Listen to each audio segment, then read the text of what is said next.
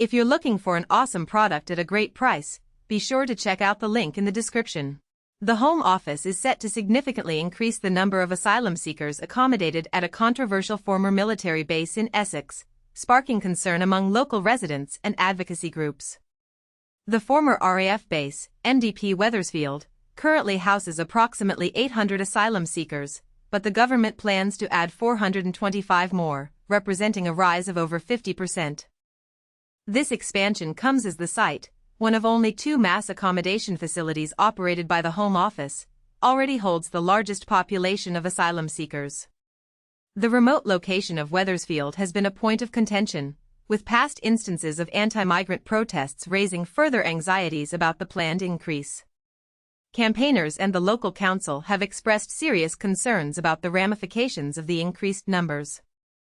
Adding to these concerns, NGOs are warning that asylum seekers en route to Wethersfield could potentially be targeted by anti-migrant demonstrators, particularly if their transport routes cross paths with planned protests.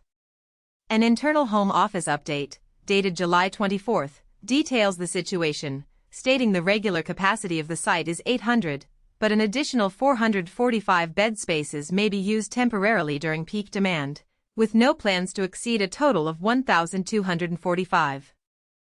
This revelation further fuels the debate surrounding the site's suitability. Charities and watchdogs have previously criticized the conditions at Wethersfield.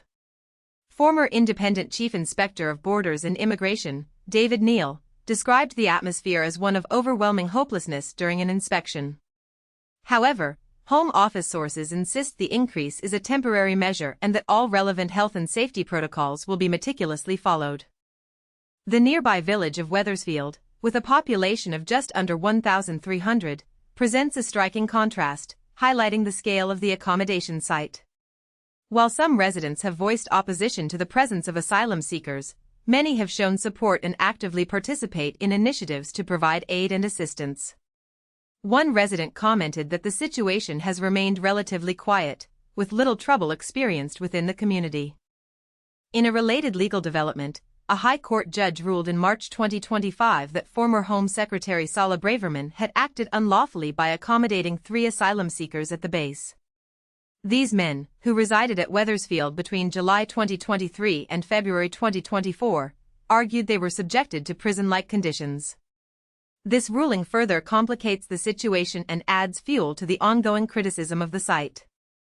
Responding to the planned expansion, Steve Smith, the chief executive of Care for Calais, voiced strong disapproval, saying that instead of expanding the site, the government should be shutting it down.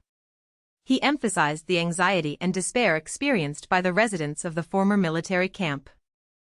Smith referenced a promise made by Keir Starmer in opposition, and noted that the expansion occurs after the High Court ruled that survivors of torture and modern slavery were unlawfully accommodated at the camp.